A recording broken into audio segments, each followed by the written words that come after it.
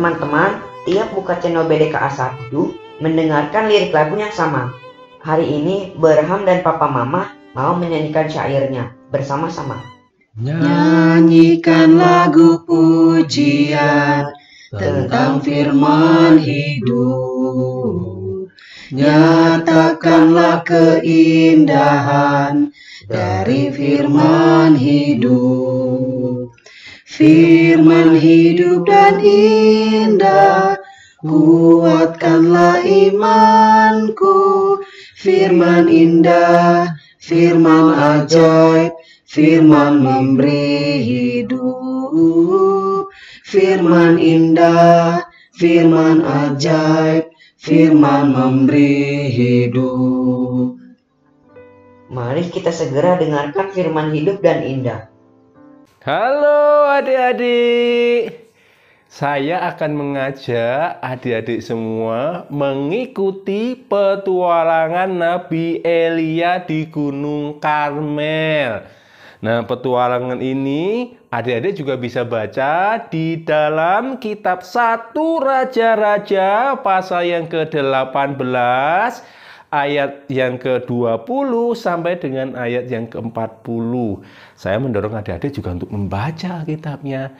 Sebelum kita mengikuti petualangan Nabi Elia ini, mari kita berdoa, kita mohon pimpinan Tuhan. Bapa di surga, kami bersyukur kami boleh kembali belajar akan firman Tuhan, dan kami akan melihat kisah hidup dari Nabi Elia. Pimpin kami Tuhan untuk mengerti isi hati Tuhan yang Engkau sampaikan kepada kami melalui Nabi Elia ini.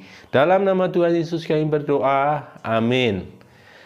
Adik-adik, kita tahu kan bahwa Nabi Elia ini adalah seorang nabi yang sangat berani, dan Roh Tuhan memimpin dia senantiasa.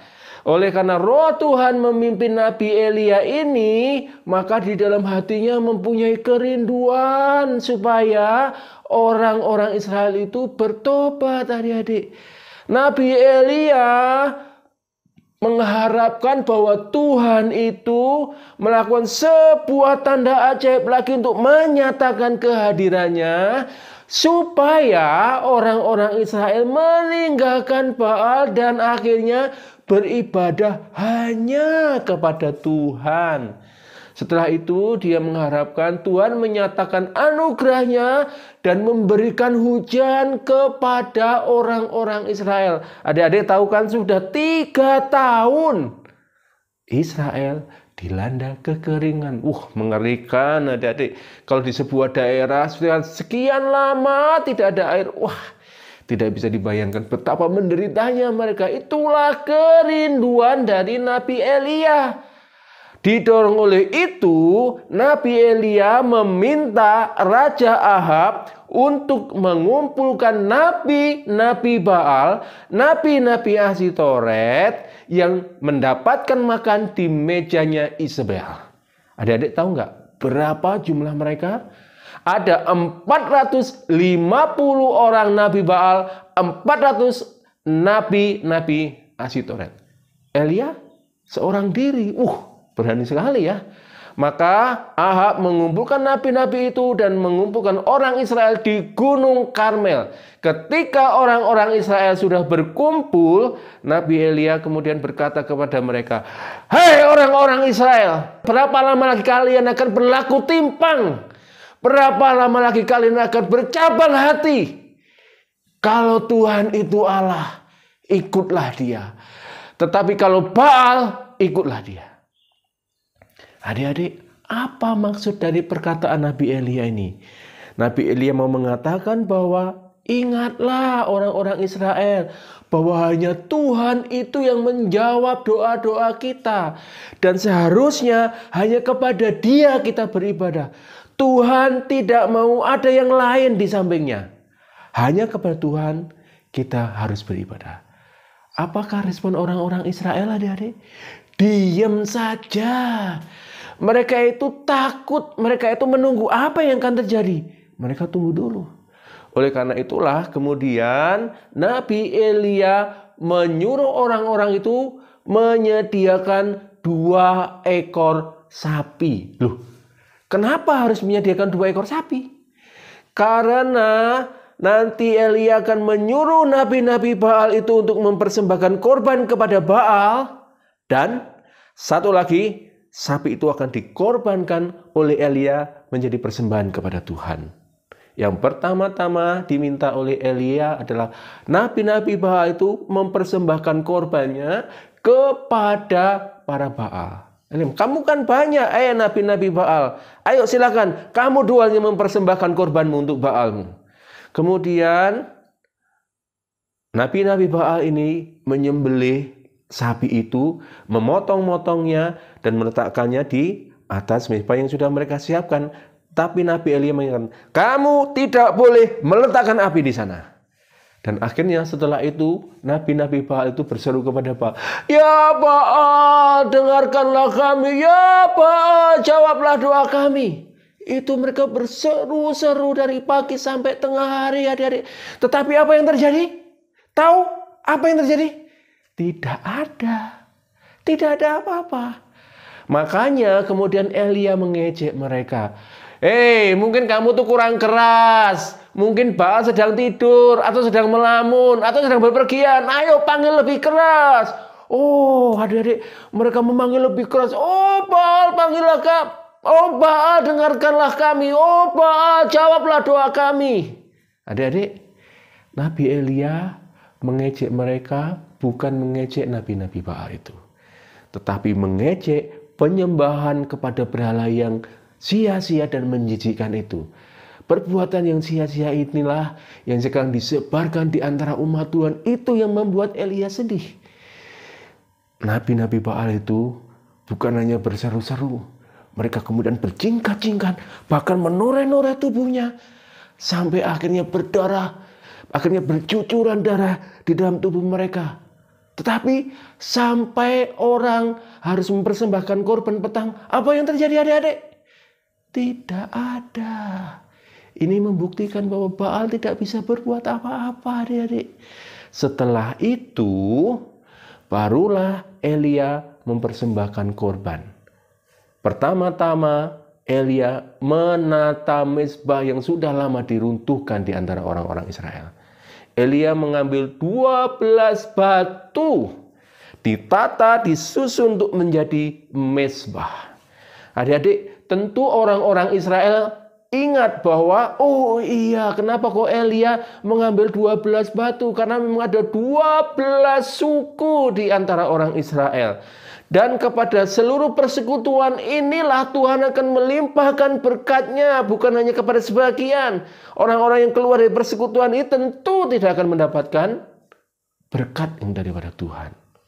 Kemudian Elia menata kayu-kayu bakar di atas mezbah itu, menyembelih lembu itu, memotong-motongnya menjadi bagian tertentu, meletakkannya di atas kayu itu. Kemudian dia menyuruh orang Israel, orang Israel, bawakan 4 buyung berisi air penuh, siramkan pada mezbah ini. Dan orang-orang Israel, walaupun kesulitan air pada waktu itu, mereka cari, akhirnya mendapatkan 4 buyung yang berisi air penuh. Mereka siramkan dalam mezbah itu. Kemudian Elia mengatakan, buat sekali lagi. Kok dibuat sekali lagi? Tapi mereka taat, adik-adik. Disiramkan itu. Buat sekali lagi. 3 kali, adik-adik. Nah, di sekitar mezbah itu, adik-adik, Elia membuat sebuah parit. Dengan 3 kali disiram, semuanya basah. Dagingnya, kayunya, mezbah batunya, bahkan paritnya itu penuh dengan air. Kemudian, barulah Elia berdoa. Tapi adik-adik, mengapa kok Elia harus menyiramkan air sampai sebegitunya, sampai penuh dengan air tempat itu? Elia mau menyatakan bahwa kalau nanti ada api yang membakar korban ini, tidak mungkin itu perbuatan manusia. Yang kedua, Elia mau mengajarkan bahwa pemulihan covenant perjanjian Tuhan ini hanya bisa dilakukan oleh Allah sendiri yang beranugerah kepada manusia. Setelah itu Elia berdoa, Allah Abraham, Allah Ishak, Allah Yakub, dengarkanlah doa kami ini. Terimalah persembahan kami dan buatlah orang-orang Israel mengerti bahwa hamba ini adalah hamba-Mu dan hanya berdasarkan firman-Mu lah hamba melakukan semuanya ini.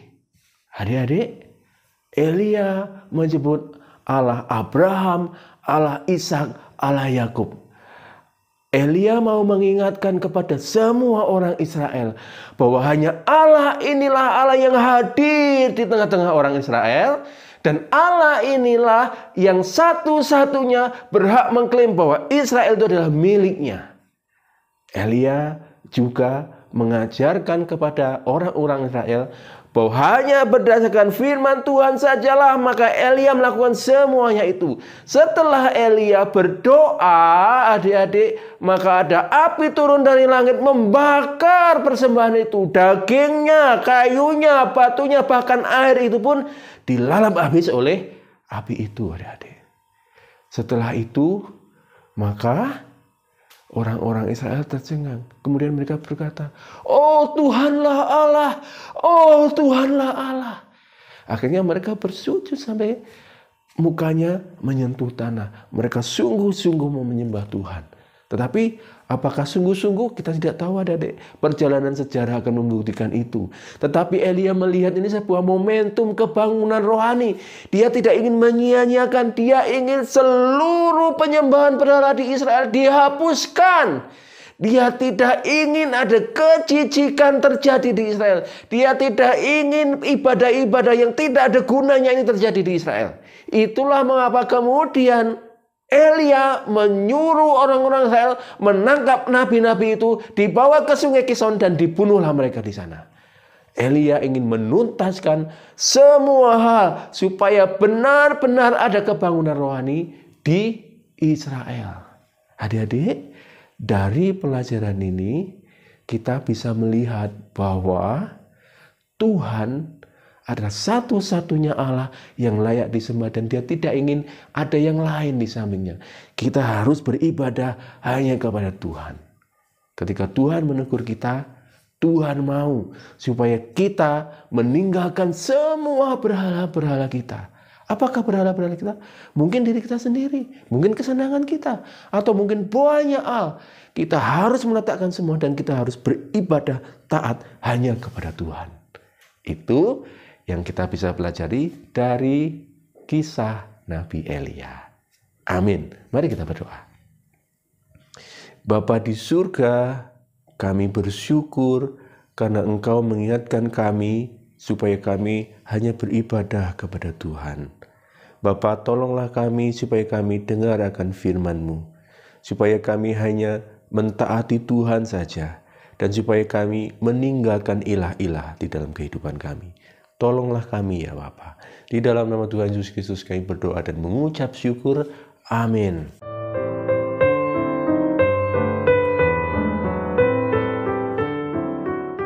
Sahabat BDKA tadi sudah mendengarkan bahwa Tuhan menyatakan dirinya sebagai Allah Abraham, Ishak, dan Yakub, atau Allah yang membuat perjanjian covenant. Kita bersyukur bahwa firman Allah diberikan sehingga kita tahu bahwa Allah itu mengikat perjanjian dengan umatnya. Wah, mengerikan sekali ya Pak, kalau bangsa Israel jatuh dalam penyembahan berhala, sehingga kehidupan umatnya memburuk terus. Tapi ternyata Allah tidak membiarkan hal itu terjadi. Allah berinisiatif mengasihi umatnya. Apa yang akan terjadi ya? Perhatikan dan baca 1 Raja-Raja 18 ayat 41 sampai 46. Sampai jumpa.